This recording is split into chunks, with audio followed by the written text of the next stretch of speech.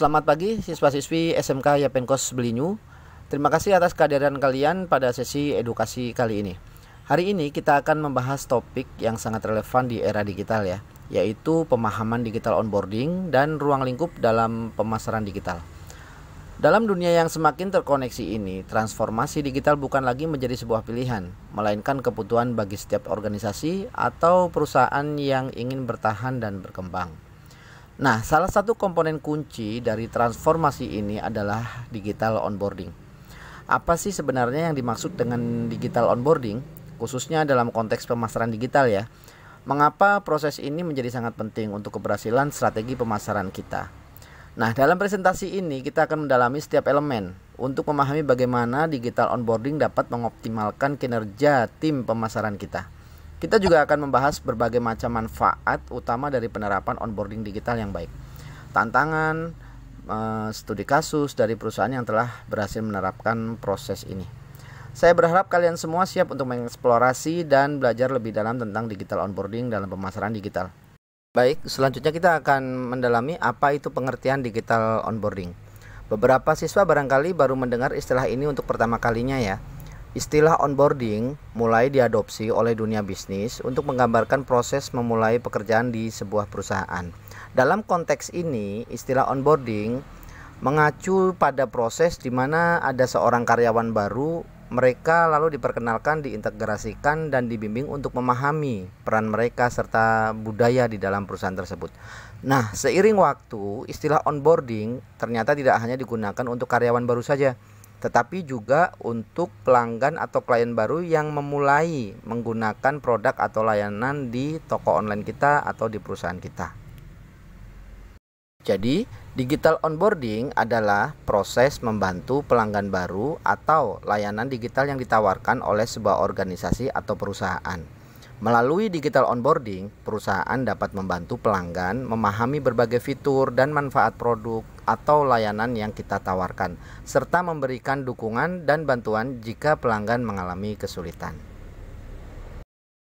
Banyak sekali manfaat digital onboarding yang akan kita dapatkan apabila Anda menerapkannya pada perusahaan atau toko online Anda. Di antaranya adalah meningkatkan efisiensi, kemudian proses kerja yang mudah, cepat dan aman, menghemat biaya operasional, hasil yang instan atau langsung bisa Anda terima, kemudian pengoptimalan campaigns berkelanjutan. Nah, di antara banyaknya manfaat pada digital onboarding, dapat kita simpulkan bahwa penerapan digital onboarding pada perusahaan Anda akan membawa perusahaan Anda berakhir pada peningkatan efisiensi dan produktivitas perusahaan. Berbicara mengenai platform dalam dunia digital onboarding, tentunya banyak sekali layanan-layanan online yang dapat kita temukan berbasis website. Namun hal ini akan saya kelompokkan menjadi dua saja, yaitu social media marketing dan web e-commerce. Pertama-tama kita perlu memahami dahulu bahwa media sosial telah menjadi bagian integral dari kehidupan kita sehari-hari kan, dan ini juga mencangkup untuk dunia bisnis.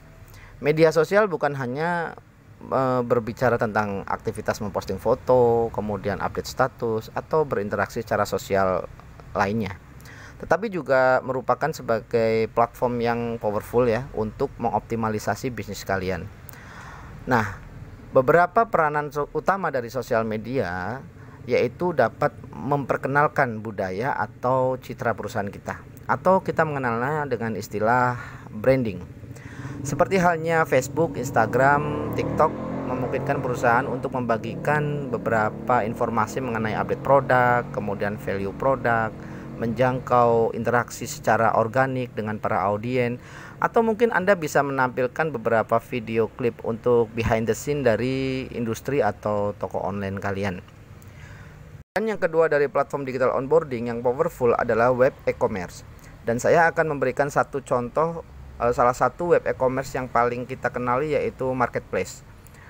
Pastinya Anda mengenal dengan Shopee, Tokopedia, Lazada, atau Blibli.com bukan? Nah, dari platform tersebut, audiens atau calon pelanggan kita dapat dengan mudah mengakses tentang katalog produk yang kita tawarkan, berbagai fitur dan spesifikasi dari produk kita.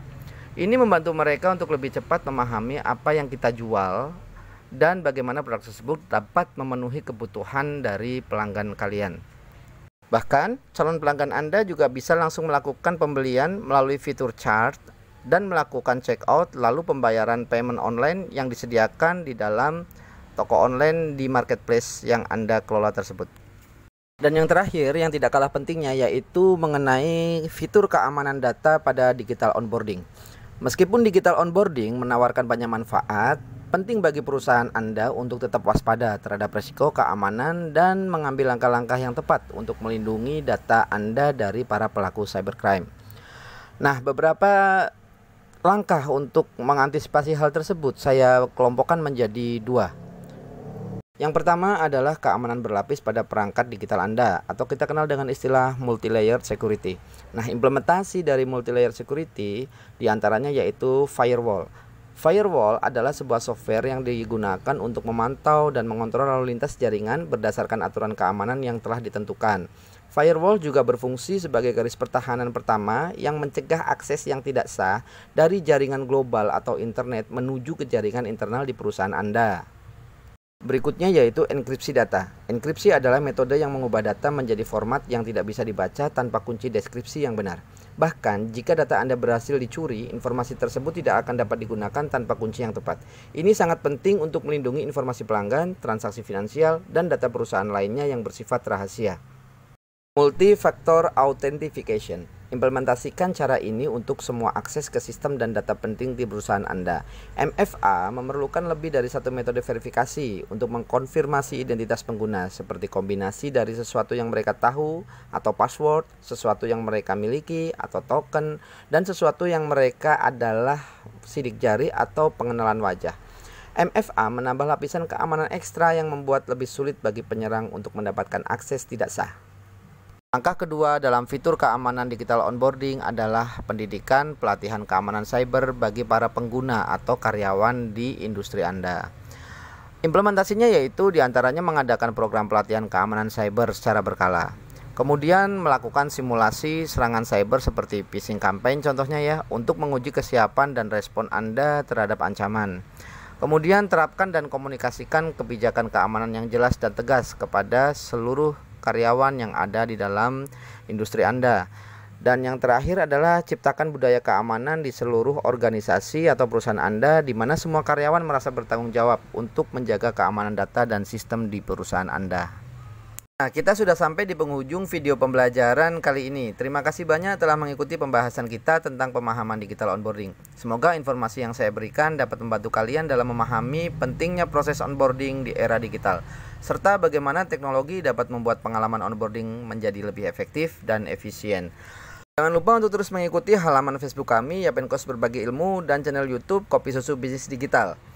Kalian juga bisa mengirimkan saran topik atau pertanyaan yang ingin dibahas di episode mendatang melalui media sosial kita. Tetap semangat dan terus belajar.